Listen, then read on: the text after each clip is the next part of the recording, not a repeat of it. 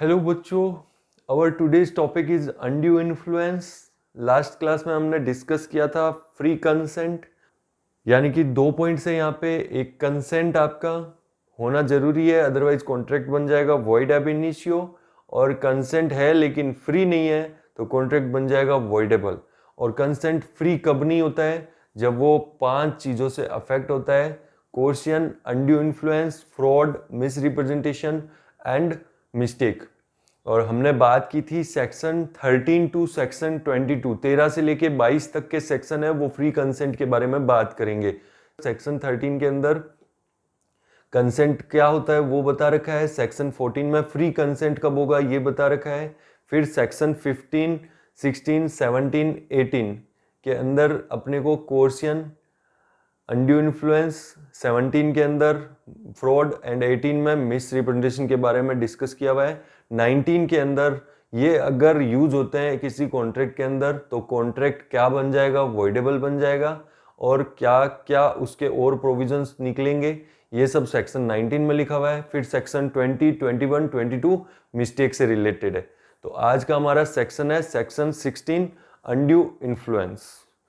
तो देखो, सबसे पहले तो हमें यहाँ पे ये समझना जरूरी है कि अनड्यू इन्फ्लुएंस एक्चुअल के अंदर होता क्या है। तो यहाँ पे 2 वर्ड्स है अनड्यू इन्फ्लुएंस के अंदर, 2 वर्ड है। पहला है अनड्यू, दूसरा इन्फ्लुएंस। ठीक है, तो पहले हम समझते हैं कि इन्फ्लुएंस का मतलब क्या है। What is influence? बहुत बार हमने देखा है कि कुछ लोगों का हमारे ऊपर हमेशा इन्फ्लुएंस होता है।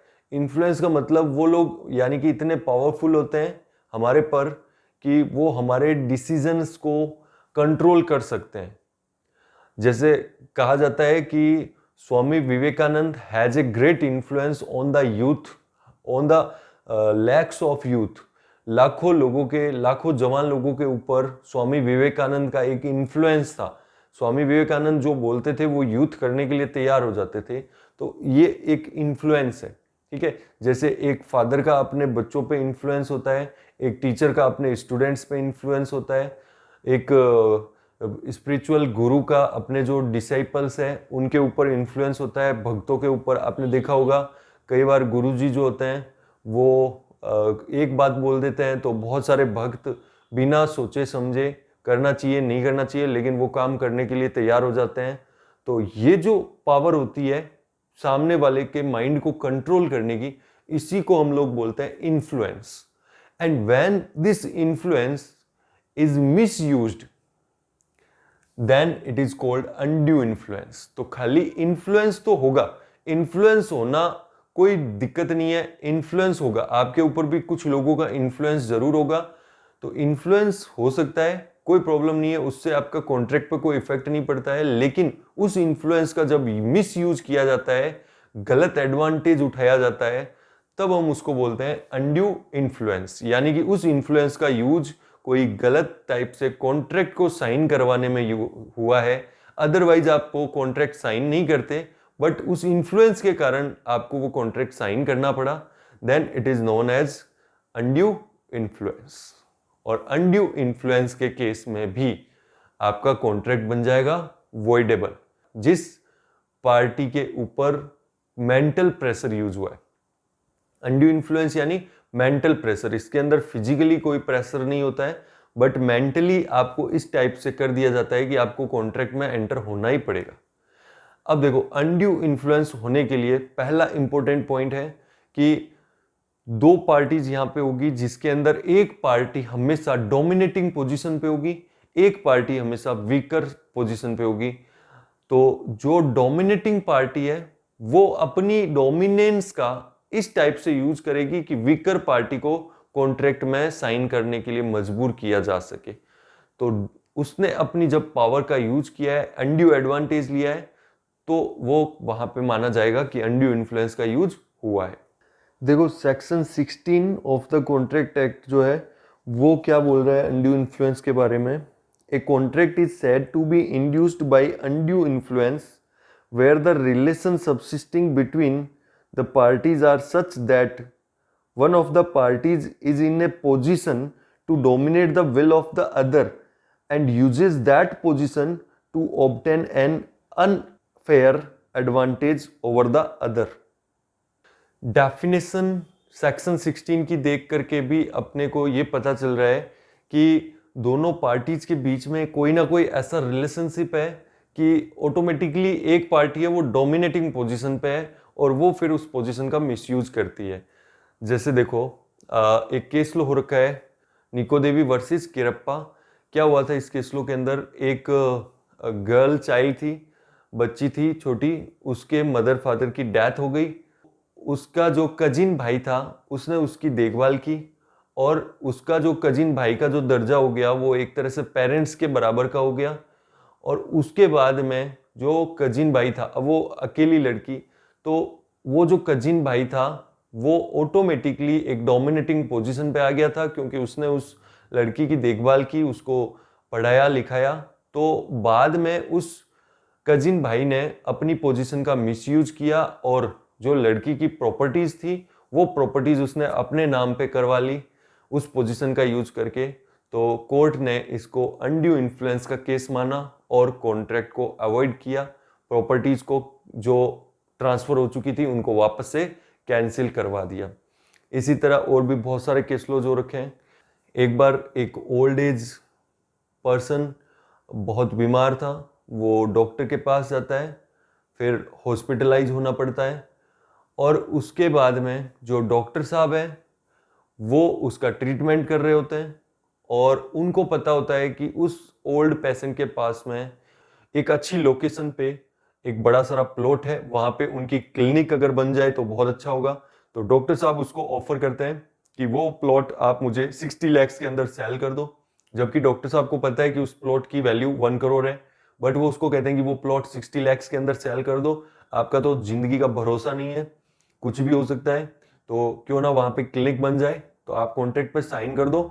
अब जो पेशेंट है वो इस पोजीशन पे नहीं था कि वो उसको समझ सके कॉन्ट्रैक्ट को, और डॉक्टर के इतने इन्फ्लुएंस में था क्योंकि उसको ऐसा लग रहा था कि अगर उसकी लाइफ रह सकती है तो वो सिर्फ डॉक्टर के कारण ही रह सकती है। अगर मैंने डॉक्टर की बात नहीं मानी तो क्या पता, हो सकता है ये कौन सा इंजेक्शन लगा दे मुझे। तो बेचारे को प्रॉपर्टी के डॉक्यूमेंट्स पे साइन करना पड़ा, 60 लाख के ऊपर जो है प्रॉपर्टी डॉक्टर को बेच दी। तो यहाँ पे जो डॉक्टर साहब ने जो कॉन्ट्रैक्ट एंटर करवाया उसमें उन्होंने क्या यूज किया, अनड्यू इन्फ्लुएंस का यूज किया, क्योंकि वो उस पोजीशन पे नहीं था कि कॉन्ट्रैक्ट कर सके, बट उन्होंने अपना पावर का यूज किया, डोमिनेंस का यूज किया और कॉन्ट्रैक्ट में एंटर करवाया। तो ऐसे बहुत सारे कॉन्ट्रैक्ट्स बन जाते हैं कई बार जहां पे एक पार्टी ने अपना डोमिनेटिंग पोजीशन का यूज किया है। तो सर कब मानेंगे कि एक पार्टी जो है वो डोमिनेटिंग पोजीशन पे है? तो 3 सिचुएशंस है जब एक पार्टी है वो डोमिनेटिंग पोजीशन पे ऑटोमेटिकली मान ली जाएगी। कौन कौन सी वो सिचुएशंस है? तो देखो, लॉ के अंदर पहले से कुछ प्रेजम्पशंस बने हुए हैं जिनके बेस पे जो दो पार्टीज है उनके बीच में एक पार्टी हमेशा डोमिनेटिंग पोजीशन पे मान के चली जाती है, प्रेज्यूम्ड है, पहले से प्रेज्यूम्ड है, अपने को आइडेंटिफाई करने की जरूरत नहीं है। तो क्या क्या प्रेजम्पशंस है? फर्स्ट अपने पढ़ रहे हैं where he holds a real और apparent authority over the other. जब अथॉरिटी का डिफरेंस है, एक अथॉरिटी है सीनियर अथॉरिटी, पावरफुल अथॉरिटी, फिर उसका जो सुबॉर्डिनेट है, तो हमेशा ऐसा प्रेज्यूम करके चला जाएगा कि जो पावरफुल अथॉरिटी है, जो एकदम ऊपर की अथॉरिटी है, वो हमेशा अपने जूनियर को इन्फ्लुएंस करता है। कुछ एग्जांपल्स देख सकते हैं, मास्टर सर्वेंट। मास्टर जो होता है वो हमेशा अपने सर्वेंट को इन्फ्लुएंस करेगा, सर्वेंट को हमेशा अपने मास्टर का कहना मानना पड़ेगा। कई बार मास्टर उससे गलत काम भी करवाता है बट सर्वेंट को करना पड़ता है, तो यहाँ पे माना जाएगा। पेरेंट चाइल्ड, बच्चों को हमेशा इन्फ्लुएंस में रहना पड़ता है। आईटीओ यानी इनकम टैक्स ऑफिसर और एसएससी, एसएससी का मतलब होता है जो टैक्स पेयर है वो। उसके बाद प्रिंसिपल, टेम्पररी टीचर। प्रिंसिपल हमेशा अपना जो है डोमिनेटिंग पोजीशन पे होता है। जो टीचर है उसको लगता है कि अगर प्रिंसिपल के साथ अच्छे रिलेशन नहीं रहे, प्रिंसिपल की बात नहीं माना, तो उसकी जॉब को नुकसान हो सकता है, दिक्कत हो सकती है। तो ये कुछ ना कुछ ऐसा रीजन होता है जिसके कारण से एक पार्टी यहाँ पे डोमिनेटिंग पोजीशन पे आ जाती है और ये वीकर पार्टी है। देखो, इधर मैंने डोमिनेटिंग पार्टी लिखा है, इधर वीकर पार्टी लिखा है। जो ये पार्टीज है ये अपनी उस डोमिनेंस का यूज करके इनकी विल को, इनके डिसीजन को चेंज कर सकते हैं, अफेक्ट कर सकते हैं। तो अगर ये पार्टीज के बीच में कॉन्ट्रैक्ट हुआ है तो हमेशा इनको डोमिनेटिंग पोजीशन पे माना जाएगा, और ये वीकर पार्टीज है तो अगर इन्होंने अपने डोमिनेंस का यूज करके कॉन्ट्रैक्ट किया है तो वो कॉन्ट्रैक्ट वॉइडेबल होगा at the option of aggrieved parties, weaker parties, because यहाँ पे अनड्यू इन्फ्लुएंस का यूज हुआ है। इसमें एक दो एग्जांपल डिस्कस करते हैं हम लोग। इनकम टैक्स ऑफिसर, जो टैक्स ऑफिसर है वो एसएससी की दुकान पे जाता है, उसको पूछता है क्या हालचाल है, फिर वहां से एक वो टेलीविजन परचेज कर लेता है एसएससी की दुकान से। एसएससी मतलब टैक्स पेयर, तो टैक्स पेयर एक आम आदमी है, उसकी दुकान से एक टेलीविजन परचेज कर लेता है। अब यहाँ पे वो जो टेलीविजन परचेज कर रहा है उसके अंदर वो कह रहा है कि इस टेलीविजन के मैं इतने पैसे दूंगा। अब यहाँ पे टैक्स पेयर इस पोजीशन में नहीं है कि उसके साथ बार्गेन कर सके, क्योंकि उसको लगता है, उसको पता है कि अगर इसका ऑफिसर का दिमाग घूम गया तो ये कुछ ना कुछ हो सकता है, मेरी दुकान में कुछ कमियां निकालेगा, भले मैं कितना भी टैक्स पे करूं बट हमेशा कुछ ना कुछ कहीं ना कहीं कोई दिक्कत रहती है। तो अगर ये अपना ऑफिसर वाला रुतबा मुझे दिखाने लग गया तो ये मेरे पे कई तरह के टैक्सेस लगा सकता है, मुझे फंसा सकता है, तो वो कोई बार्गेन नहीं करता, उसके साथ कोई दिक्कत नहीं करता। तो यहाँ पे इनकम टैक्स ऑफिसर अपनी पावर का यूज करके सस्ते प्राइस पे उससे टेलीविजन परचेज कर सकता है। उसने अपनी यहाँ पे क्या यूज किया, पावर का, डोमिनेंस का यूज किया। कॉन्ट्रैक्ट जो होगा वो अवॉइडेबल होगा अनड्यू इन्फ्लुएंस के कारण। एसएससी चाहे तो उसको कैंसिल करवा सकता है, और एसएससी सोचता है कि नहीं, उसको अगर कैंसिल करवाया तो ऑफिसर ने कहीं मेरे अगेंस्ट एक्शन ले लिया तो हो सकता है वो उसको वैलिड रखे, हो सकता है वो उसको कैंसिल करवाए। ठीक है, इसी तरह यहां पे भी प्रेज्यूम्ड किया जाता है। सेकंड पॉइंट है where he stands in a fiduciary relationship. देखो एक नया वर्ड आया, fiduciary. What is fiduciary? Fiduciary means भरोसा, कॉन्फिडेंस। जब आपका किसी के ऊपर कॉन्फिडेंस होता है, भरोसा होता है, फेथ होता है, तो उसको हम लोग बोलते हैं फिड्यूसरी रिलेशनशिप। देखो इसको हम लोग ऐसे समझ सकते हैं, मेरे घर के पास में एक आंटी है, वो आंटी अपने बच्चे को स्कूल छोड़ने के लिए जाते हैं, तो वो आंटी उसको आवाज लगाते हैं नीचे से, और वो बच्चा विंडो से, जो कि 10-12 फीट ऊपर है, उस विंडो से बच्चे को बोलते हैं आजा बेटा, और बच्चा जंप कर जाता है। उसको यहाँ पे ये टेंशन नहीं है कि वो नीचे गिर जाएगा, कितना नीचे कूद रहा है, लेकिन क्यों कूद जाता है, क्यों जंप कर जाता है? क्योंकि वहां पे नीचे मदर ने उसको बोला था, मदर नीचे खड़ी है, इसलिए वो कूद जाता है। एक दिन एक और कोई अंकल जा रहे थे पास में, तो उन्होंने सोचा कि मैं भी आज बच्चे को छोड़ आता हूँ स्कूल, तो उन्होंने उस बच्चे को बोला कि बेटा आजा जंप मारो, लेकिन वो बच्चा नीचे नहीं कूदा। What is the reason? Reason ये है कि उसको उस अंकल पे भरोसा नहीं था, लेकिन मदर के साथ में क्या था, फिड्यूसरी रिलेशनशिप था। तो बच्चों का हमेशा पेरेंट्स के ऊपर, इसी तरह से जो स्पिरिचुअल गुरुज होते हैं उनका हमेशा इनके अपने डिसाइपल्स पे, चेलों पे हमेशा क्या होता है, एक इन्फ्लुएंस होता है, ये भरोसा करते हैं। लॉयर का क्लाइंट पे इन्फ्लुएंस होता है, एक जो लॉयर है उसको क्लाइंट की सारी इंफॉर्मेशन होती है, क्योंकि आपको पता है लॉयर सबसे पहले ये बात बोलता है कि आप चाहे भले कितना भी गलत काम कर रहे हो, लेकिन मुझे सब बता देना, क्योंकि मैं आपके गलत काम को भी सही कर दूंगा, तो मेरे से कोई फैक्ट मत छिपाना। तो क्लाइंट के सारे फैक्ट लॉयर को पता होते हैं, उसके सारे राज उसको पता होते हैं। तो दैट इज द सिचुएशन कि लॉयर को सब पता है क्लाइंट के बारे में। लॉयर चाहे तो क्लाइंट को उसके कच्चे चीटे खोल सकता है, तो क्लाइंट हमेशा लॉयर के इन्फ्लुएंस में रहता है। इसी तरह गार्डियन वार्ड्स हो गया, जब आप अपने पेरेंट्स के बजाय किसी और गार्डियन के पास रह रहे हो, तो उस गार्डियन का आपके ऊपर इन्फ्लुएंस होगा हमेशा। और पेरेंट्स चाहे, सर ये यहाँ पे भी था, हाँ इनके बीच में अथॉरिटी का रिलेशनशिप भी है और फिड्यूसरी रिलेशनशिप भी है, तो दोनों जगह पे आ सकते हैं। पॉइंट क्या है? पॉइंट ये है कि चाहे अथॉरिटी का डिफरेंस है या फिर कोई फिड्यूसरी रिलेशनशिप है, जिसके कारण से एक पार्टी डोमिनेंस पे है, दूसरी पार्टी वीकर पे है, डोमिनेटिंग पार्टी वीकर पार्टी को इन्फ्लुएंस करती है कॉन्ट्रैक्ट में एंटर होने के लिए, तो ये जो कॉन्ट्रैक्ट बनेगा ये कॉन्ट्रैक्ट वॉइडेबल हो जाएगा on the account of undue influence. ठीक है, सिंपल सा फंडा है। उसके बाद देखो और कहां पे प्रेजम्पशन है अनड्यू इन्फ्लुएंस की, where he makes a contract with a person whose mental capacity is affected by age or illness। तो अगर मान लो कोई बहुत एजेड पर्सन है या फिर बीमार हो रखा है बहुत ज्यादा, तो उस टाइम पे उसकी मेंटल कैपेसिटी नहीं होती है कॉन्ट्रैक्ट को समझने की, तो जो पर्सन उसकी सेवा कर रहा है वो पर्सन इस पोजीशन में आ जाता है कि वो उस एजिड पर्सन की विल को इन्फ्लुएंस कर सके, उसके डिसीजन मेकिंग को अफेक्ट कर सके। मेडिकल अटेंडेंट एंड पेशेंट यहाँ पे एक परफेक्ट एग्जांपल है।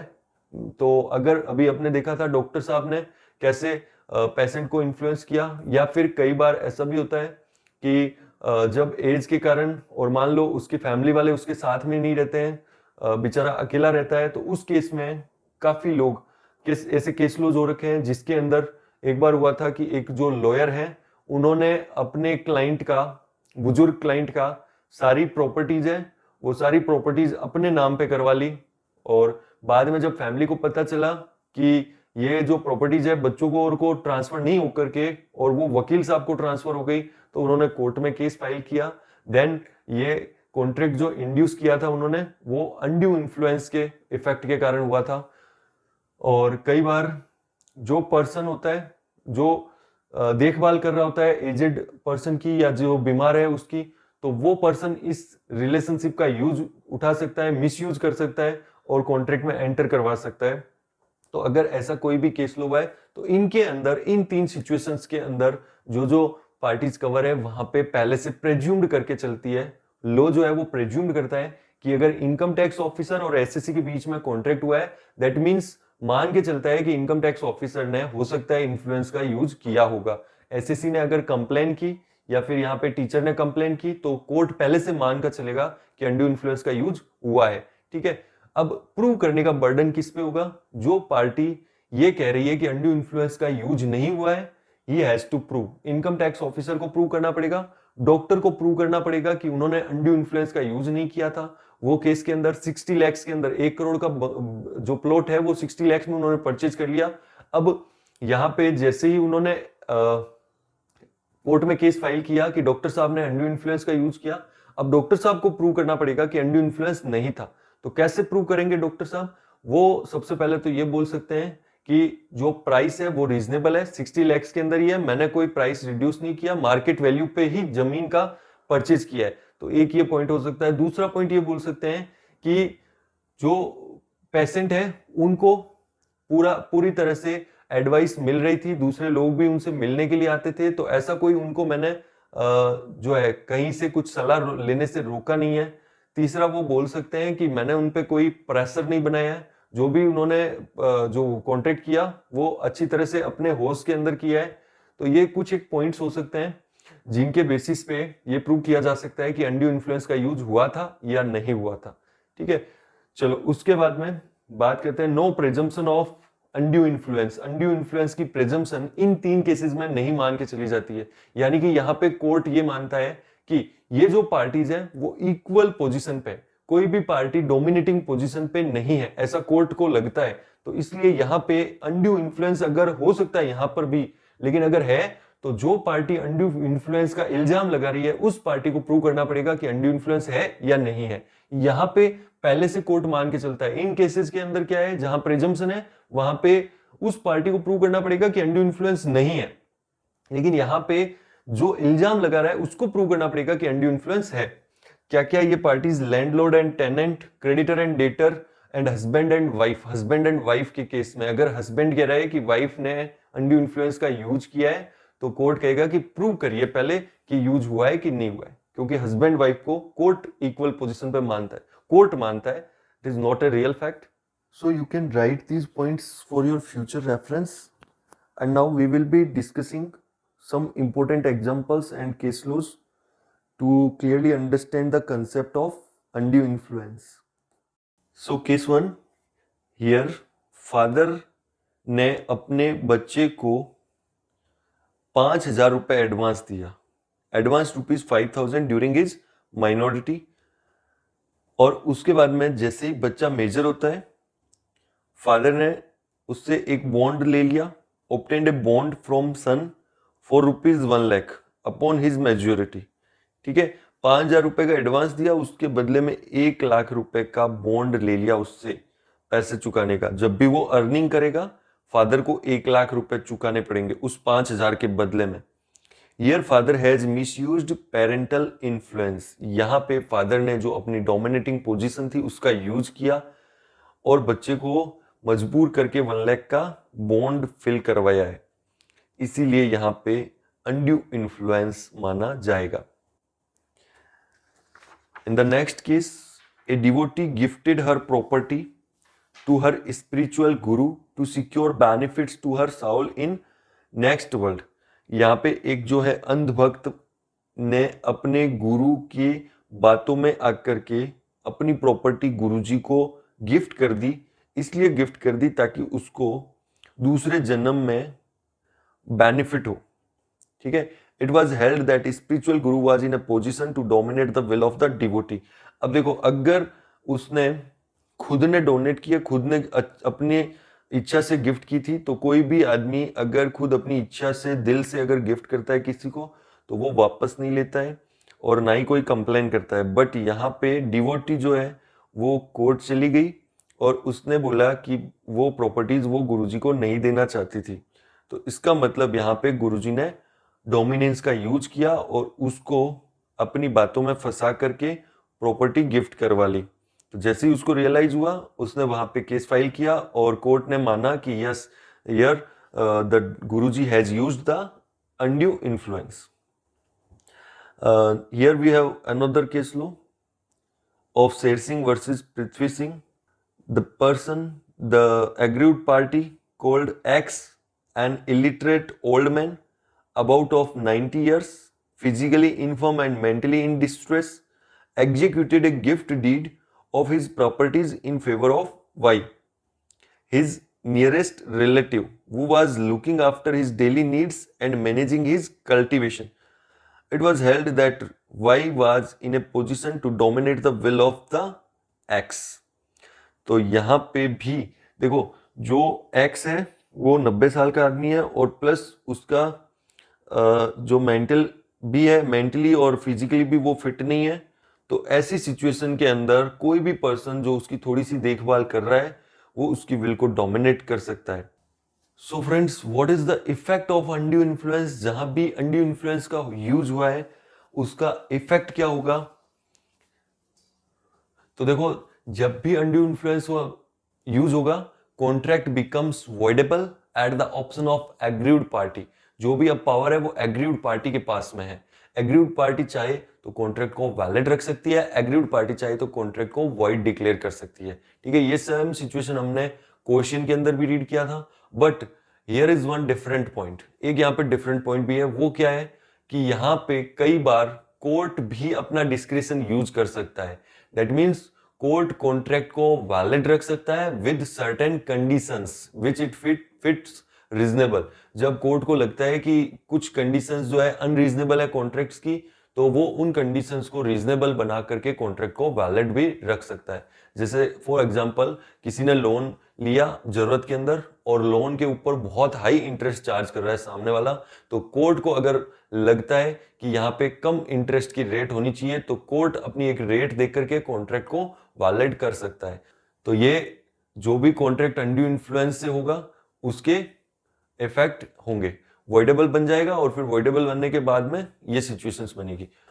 सो देखो, कहां पे अनड्यू इन्फ्लुएंस कोर्ट है वो प्रेज्यूम करके चलता है। पहला, जहां पे अथॉरिटी का डिफरेंस हो, एक हायर अथॉरिटी है, एक जूनियर अथॉरिटी है। दूसरा, जहां पे फिड्यूसरी रिलेशनशिप हो, जहां पे यानी भरोसे की बात हो। और तीसरा, जहां पे कोई एजेड पर्सन है, मेंटली हेल्थ उसकी सही नहीं है, ऐसा पर्सन है, वहां पे अगर कोई भी आपका कॉन्ट्रैक्ट हुआ है तो वहां पे जैसे ही एग्रीव्ड पार्टी कंप्लेन करेगा तो कोर्ट ये मान लेगा कि यस, अनड्यू इन्फ्लुएंस का यूज हुआ है। एग्रीव्ड पार्टी को बस इतना बोलना पड़ेगा कि ये देखो, ये ट्रांजैक्शन कॉन्ट्रैक्ट जो हुआ है वो अनड्यू इन्फ्लुएंस के कारण हुआ है, सामने वाला डोमिनेटिंग पोजीशन पे था और उसने अपनी डोमिनेटिंग पोजीशन का गलत यूज किया है। तो कोर्ट उसकी बात को सही मानेगा, फिर जो दूसरी पार्टी है उसको बोलेगा कि आप प्रूव करो कि आपने अनड्यू इन्फ्लुएंस का यूज नहीं किया है। तो इन तीन के अलावा भी दो और सिचुएशन है जहां पे अनड्यू इन्फ्लुएंस माना जा सकता है। वो क्या क्या है? एक तो देखो, unconscionable transactions. What is unconscionable transactions? Transactions which are unreasonable.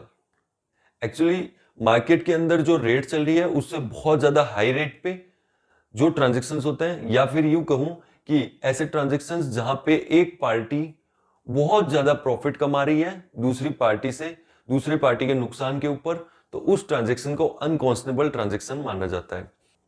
तो जो भी ट्रांजैक्शन अनकॉन्शनेबल होता है तो उसके अंदर कोर्ट मान के चलेगा कि अनड्यू इन्फ्लुएंस का यूज हुआ है। जैसे अगर मान लो मार्केट में इंटरेस्ट की रेट चल रही है 12% टू 18% की, ठीक है, 12% टू 18% पर एनम की रेट चल रही है, बट किसी बड़े आदमी ने बेचारे किसी गरीब किसान को बहुत ऊंची रेट पे, उसकी जरूरत थी, उसको पता था कि ये मजबूर है, उसकी मजबूरी का फायदा उठा करके उसको मान लो लोन दिया है, और वो भी हो सकता है 10% पर मंथ पे, 10% per month, that is 120% per annum, 120% का इंटरेस्ट। तो यहाँ पे कोर्ट इस ट्रांजेक्शन को अनकॉन्स्टेबल मानेगा क्योंकि बहुत ज्यादा हाई रेट पे है। तो ऐसी सिचुएशंस के अंदर कोर्ट मान लेगा कि यस, सामने वाले का अनड्यू इन्फ्लुएंस से कॉन्ट्रैक्ट उसने करवाया है। उसके अलावा एक और क्या सिचुएशन है, देखो तीन तीन पॉइंट्स हमने देखे, फिर एक सिचुएशन है अनकॉन्स्टेबल ट्रांजेक्शन हो तो, और एक और सिचुएशन है उसके अलावा, वो है पर्दा नसीन वुमेन। व्हाट इज पर्दा नसीन वुमेन?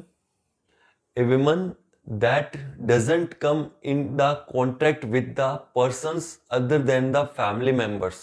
एक ऐसी विमन जो केवल अपने फैमिली मेंबर्स के ही कांटेक्ट में आती है, बहुत लिमिटेड लोगों से जिसका कांटेक्ट होता है, ठीक है, वो पर्दा नसीन। यस, घूंघट है वो तो ठीक है, लेकिन कई लोग घूंघट घूंघट निकालने वाली लेडीज अगर बाहर निकलती है, वो कांटेक्ट करती है, दूसरे लोगों से जाती है, मिलती है, शॉपिंग करती है, तो फिर उसको पर्दा नसीन नहीं माना जाएगा। बट ऐसी विमेन जो केवल घर के अंदर ही रहती है और बाहर वाले लोगों से कांटेक्ट ही नहीं करती है, तो ऐसी विमेन को पर्दा नसीन माना गया है। और अभी आजकल तो ये धीरे धीरे खत्म हो गया है, लेकिन बट अभी भी कुछ जगह पे ऐसा मिल सकता है। तो यहाँ पे लो उनको एक प्रोटेक्शन देता है। लो कहता है कि ये जो पर्दा नसीन वुमेन है, ये इतनी कमजोर होती है, इतनी वीक होती है, और इनको बाहर के वर्ल्ड में क्या हो रहा है कुछ भी नहीं पता होता है, तो इनके जो फैमिली मेंबर्स वगैरह होते हैं वो हमेशा इनके ऊपर एक डोमिनेटिंग पोजीशन रखते हैं। तो अगर पर्दा नसीन वुमेन के साथ कोई भी कॉन्ट्रैक्ट हुआ है, तो उस कॉन्ट्रैक्ट के अंदर कोर्ट जो है वो हमेशा पर्दा नसीन वुमेन का फेवर करेगा, ठीक है। तो अगर पर्दा नसीन वुमेन के साथ कोई भी कॉन्ट्रैक्ट हुआ है, तो कोर्ट ये मान के चलता है कि अनड्यू इन्फ्लुएंस का यूज यहाँ पे हुआ होगा। अगर पर्दा नसीन वुमेन कंप्लेन करे तो वहां पे अनड्यू इन्फ्लुएंस मान लिया जाएगा, बट दूसरे लोगों को फिर प्रूव करना पड़ेगा कि अनड्यू इन्फ्लुएंस का यूज नहीं हुआ था। तो सर कैसे प्रूव करेंगे अनड्यू इन्फ्लुएंस का यूज नहीं हुआ वो? The presumption of undue influence can be rebutted by showing that the dominant party has made a full disclosure of all the facts to the weaker party before making the contract, that the price was adequate, that the weaker party was in receipt of competent independent advice before entering into the contract। तो ये सब points हैं, या इसके अलावा भी कुछ आप पॉइंट्स, कुछ लॉजिक्स दे सकते हो ताकि ये श्योर हो जाए कि अनड्यू इन्फ्लुएंस का यूज नहीं हुआ था। कॉन्ट्रैक्ट वॉइडेबल कब होता है? 5 रीजन से होता है: coercion, undue influence, misrepresentation, fraud and mistake. 2 हम कंप्लीट कर चुके हैं। कोर्शन, अनड्यू इन्फ्लुएंस, ये दोनों सिमिलर से लगते हैं क्योंकि इन दोनों के अंदर जो कंसेंट है वो फ्री नहीं होती है, बट इन दोनों के अंदर जो डिफरेंस है वो इंपॉर्टेंट है। तो क्या डिफरेंस है इनके अंदर? देखो, सबसे इंपॉर्टेंट डिफरेंस तो है कोर्शन जो होता है उसके अंदर फिजिकल फोर्स होता है, जबकि अनड्यू इन्फ्लुएंस में मेंटल प्रेशर होता है। उसके बाद कोर्शन के अंदर जो काम किया जाता है वो mostly IPC, Indian panel code के अगेंस्ट होता है, जबकि अनड्यू इन्फ्लुएंस में ऐसा काम नहीं होता है। कोर्शन के लिए आपको पनिशमेंट भी मिलेगा, अनड्यू इन्फ्लुएंस में पनिशमेंट का नॉर्मली कोई सीन नहीं होता है। उसके बाद जो सबसे इंपॉर्टेंट बात बता रहा हूं वो ध्यान से सुनना। कोर्शन जो होता है उसके अंदर कॉन्ट्रैक्टिंग पार्टीज के बीच में उस कोर्शन का यूज हो सकता है, या फिर थर्ड पार्टी भी कोर्शन का यूज कर सकती है। अगर कॉन्ट्रैक्ट एक्स और वाई के बीच में होना है, एक्स खुद कोर्शन का यूज कर सकता है, एक्स किसको अपॉइंट कर सकता है, एक्स किसी स्ट्रेंजर को, थर्ड पर्सन को वाई को धमकाने के लिए भेज सकता है। जबकि अनड्यू इन्फ्लुएंस में ऐसा कोई सिचुएशन नहीं हो सकता। अनड्यू इन्फ्लुएंस में हमेशा जो अनड्यू इन्फ्लुएंस होगा वो कॉन्ट्रैक्टिंग पार्टीज के बीच में होगा। अगर फादर और सन के बीच में कॉन्ट्रैक्ट हो रहा है तो फादर खुद ही सन को इन्फ्लुएंस कर सकता है, ठीक है, थर्ड पर्सन का यूज नहीं होगा, ना ही सन की जगह पे किसी और को लिया जा सकता है। तो जो कॉन्ट्रैक्टिंग पार्टीज है उन्हीं के बीच में अनड्यू इन्फ्लुएंस होगा। और उसके बाद एक और मोस्ट इंपॉर्टेंट डिफरेंस है, कोर्शन जो है उसके अंदर पार्टीज का रिलेटेड होना जरूरी नहीं है। अनजान लोगों के बीच में कोर्शन हो सकता है, but in case of undue influence relationship must है, रिलेशनशिप के कारण ही डोमिनेंस क्रिएट होती है। ठीक है, अगर कोई आदमी जिसको मैं जानता ही नहीं हूं तो वो मेरी विल को डोमिनेट नहीं कर सकता है। ठीक है, मेरी विल को कौन डोमिनेट कर सकता है? जिसको मैं अच्छे से जानता हूं, जो मुझे अच्छे से जानता है, यानी टीचर स्टूडेंट हो सकता है, डिसाइपल और स्पिरिचुअल गुरु हो सकता है, फादर मदर हो सकते हैं। तो कोई ना कोई जानने वाला क्लोज रिलेटिव होता है मोस्टली, वही आपकी विल को डोमिनेट कर सकता है। आज की क्लास में इतना ही, बाय बाय।